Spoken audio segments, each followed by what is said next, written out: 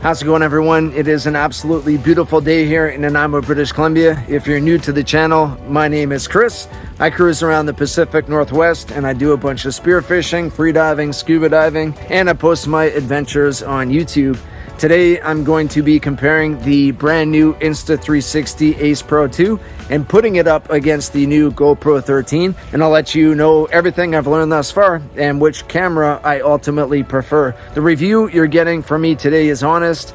Insta360 did hook up the cameras for the review, but you're getting my true 100% honest feedback. I'm not going to let a couple of free cameras dictate my opinions. Now, one more heads up before we start this comparison. I am going to be focusing on underwater content because that's what I use action cameras for. Above water with action cameras, I do the odd time lapse, and in a bind I'll use them for vlogging. But when I'm underwater, I'm limited to using action cameras because I'm a free diver and I can't bring a huge massive camera down with me very efficiently, especially when I'm looking for fish and harvesting. So let's get into it. Both cameras have pretty much identical battery life. They both have new upgraded batteries as well. The downside to that is the previous generation of Ace Pro, the Ace Pro 1, are not compatible with the Ace Pro 2, and the GoPro 13, the previous generations, the 10, 11, 12, that Enduro battery. If you have a bunch of those collected up, you will not be able to use them in the GoPro 13. The positive though is they both have new batteries, which means better battery runtime. The Ace Pro 2 has a new wind guard on the camera. If you are vlogging before or after dive next to the ocean where it's constantly howling, that is going to be quite beneficial, so you're going to get clear and crisper audio. The GoPro 13 has that same similar design. Looks to me are secondary. It could be the most ugly camera in the world. It wouldn't make a difference so long as it performs well, but it is pretty stylish, I will admit. This camera is virtually the same as their previous generations, same dimensions, and it will fit into the previous dive housings. So that will save you some loot. If you're tight on budget, you won't have to upgrade. The Ace Pro 1 was already a bit larger than the GoPros. The Ace Pro 2 is larger than the Ace Pro 1, so it is getting up there in size. To me, that's not a bad thing. The screen on the back is gargantuan, it's massive. So when you're filming underwater, you can clearly see everything on this display. And the size of it for me isn't a deal breaker. I'll explain more on that when I'm in the water. The Ace Pro 2 does not have a front display. It does have the rear display that can flip around though. Some people really like that. Some people prefer the front display. When I dive, I use a housing, and with the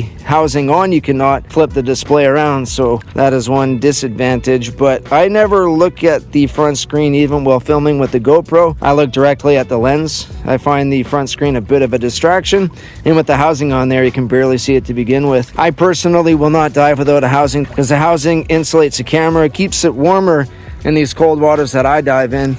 Plus, the housing is going to offer further protection, ensuring no water infiltrates through those seals. If you have any sort of sand, grit, or grime, even an eyelash in the seal could break it, and then your camera's flooded. Again, I don't mind that it doesn't have a front display. If anything, sometimes I stare at the display when I should be staring at the lens, and I review the footage, and I realize that I'm looking in the wrong spot. The rear display on the GoPro 13 is not as large as the Ace Pro 2. The camera itself is smaller in size, though. The front display, you can see yourself kind of, though it's not a very big screen either. And when you have this in a housing and you're underwater filming, to me, again, you can't even see it. But yeah, some people do like that feature. I've said already that the Ace Pro 2 is a little bit larger in size than the GoPro 13, but if you look here, to the naked eye, they're very, very similar in size. The GoPro is a bit skinnier, the Ace Pro 2 is a bit longer, but again, very, very comparable. The Ace Pro 2 has a depth rating to 12 meters, which is 39 feet. The GoPro 13 has a depth rating to 10 meters, which is 33 feet. To me, it doesn't matter because I'm using a housing with both these cameras. But if you're doing shallow snorkeling, both cameras have your back. If you're going any deeper, you for sure want to have a housing. And 6 feet, honestly, isn't that big of a difference between the two, so get yourself a housing. Insta360 for the Ace Pro 2 teamed up with Leica again, and they used the Summit lens with a 157-degree field of view. That was one of my complaints with the Ace Pro 1. The field of view wasn't that great, but they have rectified that issue since. The Ace Pro 2 is using the 1/1.3-inch sensor, which is the same as the Ace Pro 1, their previous generation. It's a massive sensor for a size of camera I have in my hand here, which allows in a lot of light for low light filming. Low light filming, for the record, is what we do in the Pacific Northwest. Even on the best of days, we're diving in the wintertime when the sun is far away from planet Earth. and our conditions are pretty dark. One complaint I'm seeing with the GoPro 13, and that was the same with the GoPro 12, was the sensor is getting a bit dated. This is a 1/1.9 inch sensor, quite a bit smaller than the Ace Pro 2, and they have not done any updates in the last few generations. So hopefully with the GoPro 14, they improve on that, because this is showing its age with low light conditions, and it was with the previous model too, compared to the Ace Pro. The Ace Pro 2 has the 157 degree field of view, this guy 156, so pretty much the same thing. Unnoticeable to the naked eye, I'm sure. The Insta360 Ace Pro 2 has a dual AI chip, which is the first of its kind and very innovative by Insta360. One of the chips takes care of denoising, color correction, and the other just makes the camera very, very fast, takes care of all the other functions and features. So this is jam-packed full of technology, and it's going to do a lot of work that you don't have to even before it gets off your SD card onto your computer, ready to share on social media, as they say. For me, that saves me a lot of time behind the computer screen, so I don't have to do any post-color correction, very minimal, if any at all. The Ace Pro 2 films in up to 8K resolution, which is absolutely insane. 8K can be beneficial if you plan on cropping in on your images and you don't want to lose any quality. The GoPro 13 films up to 5.7K. I don't film in anything past 4K because my computer can't handle it while editing. I talked to one friend and he does say he wishes the Insta360 Ace Pro 2 films in 5.7. Going from 4K all the way to 8K is a massive jump, as where 5.7 for him is a happy medium. So it would be nice to see if the Ace Pro 3, when it comes out, also films in 5.7K, not such an extreme jump all the way to 8K. But again, the GoPro 13 doesn't film in 8K, so there's pros and cons to both cameras in that respect. GoPro is staying traditional with their mounting mechanism. These little flaps pop out of the camera and you can screw them into virtually any attachment that you can find out there for action cameras nowadays. You can also tuck them right in to throw into your dive housing, and they have the 1/4 inch adapter on there as well, if you can see it. So personally, I do like that because I am notorious for losing things, and I know this is secured right to the camera, and that's not going to happen on me. With the Ace Pro 2, you have these clips that go right to the camera and feel pretty secure. The problem is, for me, again, I lose this stuff. Or when I'm taking this out of its housing, I might want to throw it right onto an attachment, and if I don't have this available, then I'm kind of fumbling around my camera bag with wet hands. So I again prefer it directly onto the unit itself. Less room for error, less room for forgetting things, and less room for getting wet hands over my dive equipment, my camera gear. My biggest complaint with the Ace Pro, their previous generation, was the focal distance. You had to be pretty far away from subjects in order for them not to be blurry. But if you're filming something really small with an action camera and you're far away, it looked microscopic. So thankfully with the Ace Pro 2, they have rectified that problem. You can get quite close now. It's very comparable, if not identical, to the GoPro 13 focal distance. The other complaint I had with the Ace Pro was the color shifting. I'd be filming around and it would go from like a green hue to a blue hue in a matter of seconds. And when you're trying to put together a video, that would happen right in the middle of an action shot and there was no hiding it. Thankfully, with the dual chip system they have also fixed that issue, so there's no more color shifting. That's another positive. My only other complaint with the Ace Pro is the lack of attachments available from third-party providers. I know Backscatter makes a really awesome macro lens for the GoPro. I believe they actually started making one now for the Ace Pro, but I know there's a lot more stuff on the market right now for GoPro than there is Insta360, and that's just because Insta360 is newer to the market than GoPro. I have talked to Insta360, their reps that I've been dealing with, and it does sound like they do have a lot of neat lenses that they're going to be creating going forward, and I hope to see that stuff come to market. I love there to be a nice macro lens for underwater footage while I'm diving. Now, both cameras are capable of way more than I just went through. I suggest that you do your own research, look up all the functions and features online, and do your own side-by-side comparison. But I'm ranting here on the shoreline. Let's take it to the ocean. Let's take it to the water. I'm going to bring you to a dive that I went on back in February. It was really cold out. I wanted to save the chat for a day where it was a bit warmer, thus me here right now. So without further ado, let's head back in time. Boom. And would you look at that? There's snow on the ground. Like I said, this footage is from back in February during a snowstorm. I love diving in the snow, and I feel like it did this footage a bit of justice because you can still see colors popping on the left-hand side of the screen, which is the Ace Pro 2. On the right, we got the GoPro 13. The footage, you know, is shot on the same day at the exact same time, but the two clips look completely different. You could say this is a bit of a stylistic preference, but I do like what I'm seeing on the left. A little bit more colors, a little bit better shadows and contrast. I just personally find it much more crisp. The stuff on the right, no complaints with that either. The GoPro is still doing a solid job. As soon as you put the cameras under the water, the differences are undeniable.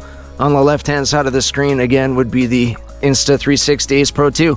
Much better color and also not as shaky, so I decided to put these clips back to back, and you can see them, well, they're not side by side. So the GoPro 13, a bit shaky.